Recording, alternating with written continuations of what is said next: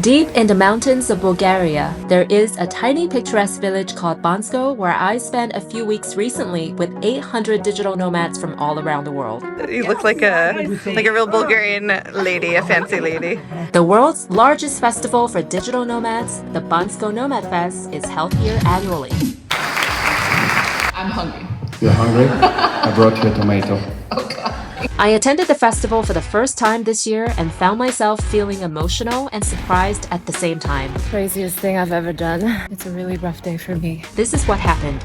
After 2 days on the road with barely any sleep, I arrived in Bansko and quickly found myself sick.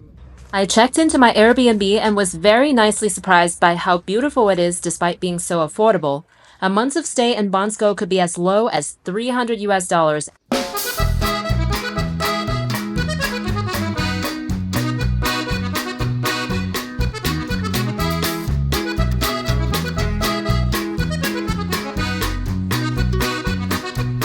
Almost every accommodation has beautiful mountain views.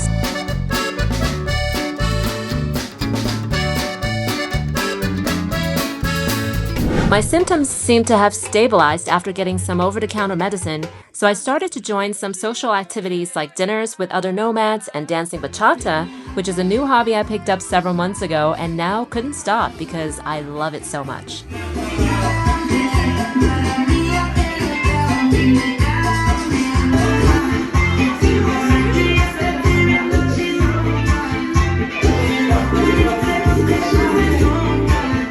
And during dinner with Sofia, who I just met in our Italian digital nomad retreat in Tursi, I had an intriguing realization about Bulgarians. We've booked this place entirely to ourselves with a wooden menu. Oh my god, it's real wood. So last year, my friends came to Bulgaria for a trip and they told me everybody on the streets looked pissed, right? So that's the only thing I remember.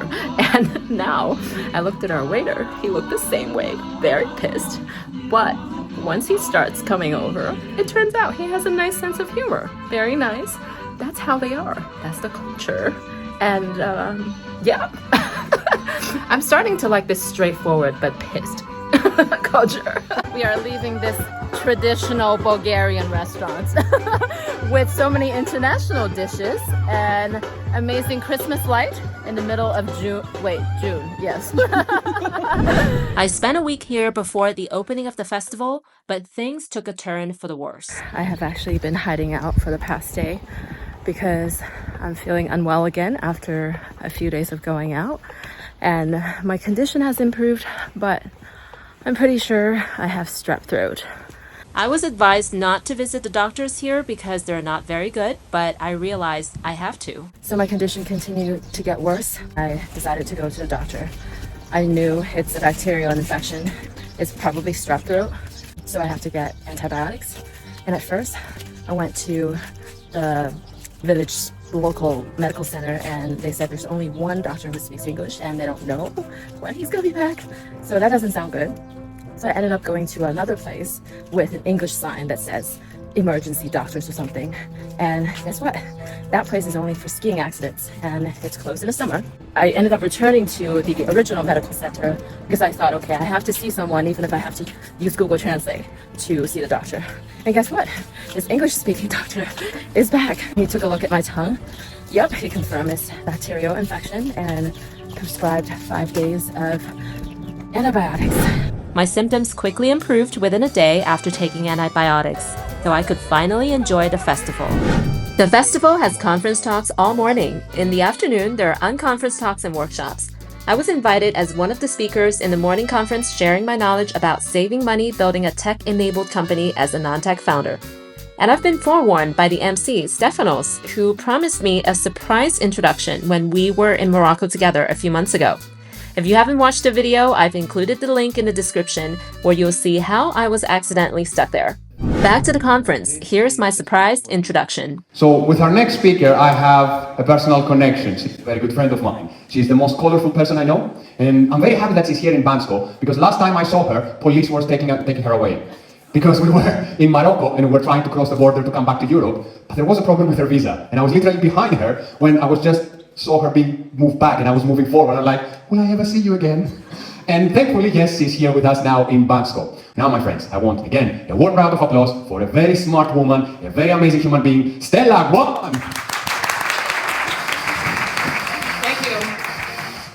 Well, hello everyone, and I did not expect my very embarrassing personal story to be exposed. You told me you still get a little bit nervous with a speech. I'm hungry. You're hungry? I brought you a tomato. Oh God. Thank you. There you go. And at night, the festival prepared an array of parties, starting with the pool party. We got on a bus to get to the venue, and this is when I got some unexpected heat from the bus MC, who you may notice can be seen everywhere in this festival. Why are you filming me? Because I'm filming the driver, not you. The pool party was fun, but to be honest, it's not really my thing because grinding to techno music with hundreds of others packed in the water for 3 hours isn't my idea of fun. Instead, a trip to the deep mountains of a nearby village to visit Bulgarian grandmothers and receive their hospitality sounded way more fun to me. When my nomad friend Bethany, who I met a few months ago in Spain, and I showed up only to find 6 people register for this festival-sponsored trip, we were floored. Where are we going? Because I'm so confused. We are going to see a Bulgarian baba, a grandma who is going to feed us, and then we are going to drink rakia. You have to roll the R. Look Yes, at the R. yes, the Bulgarian hard liquor, and it is very good. So we're super excited. Right, so a Bulgarian experience in the mountains. And I'm so surprised because only a few people signed up. I thought we would have a packed bus. People, you're missing out. You're not really missing out.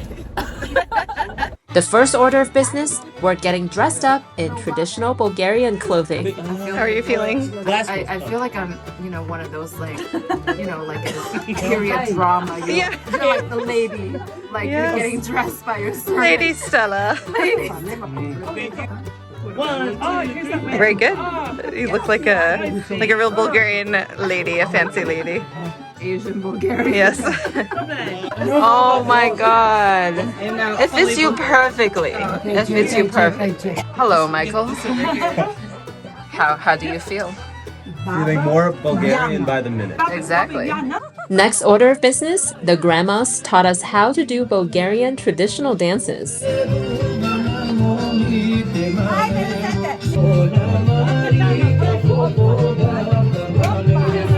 After getting dolled up and danced our heart away, we're now getting fed the most delicious homemade Bulgarian meal by the grandmas while they performed for us.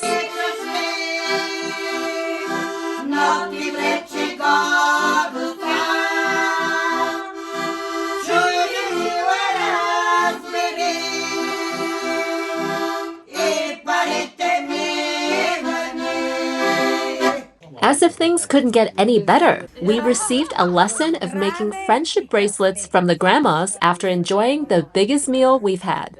Before we left, I was hit with the biggest surprise I've had in a while. Michael, our fellow nomad from Canada, turns out to be fluent in Mandarin Chinese and Korean, just like myself. You surprised me by speaking Chinese to me all of a sudden in the van. What's your story? 但是 Bulgaria 语一句都不会说。不会。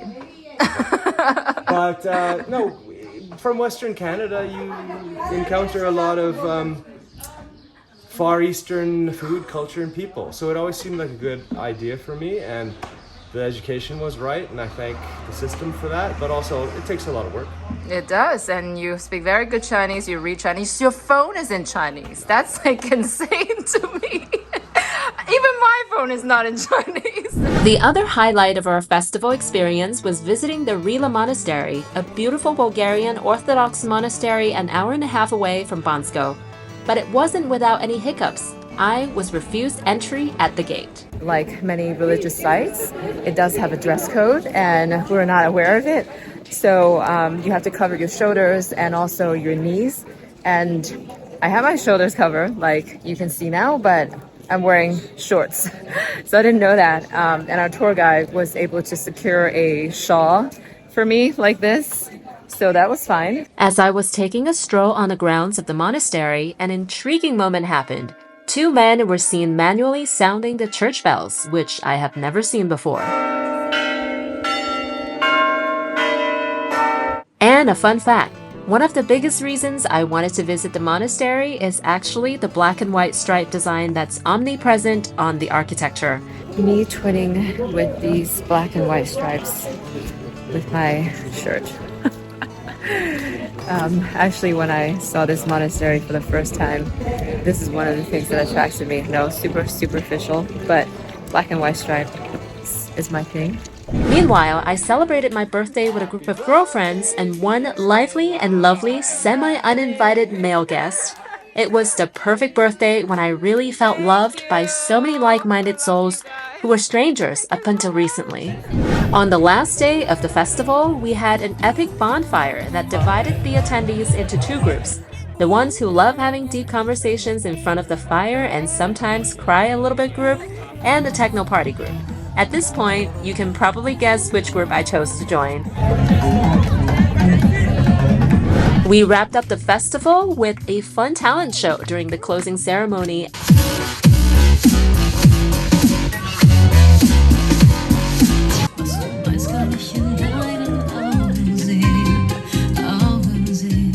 The second best way, also known as the one-handed banana peel, is super fast, efficient, and cocky.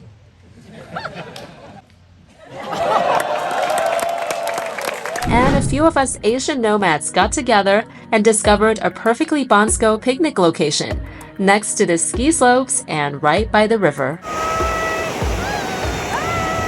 What used to be an obscure Bulgarian town I've never heard of now has become a special location I look forward to returning to every year because of the special bonds I develop with people just like me, wondering but never lost.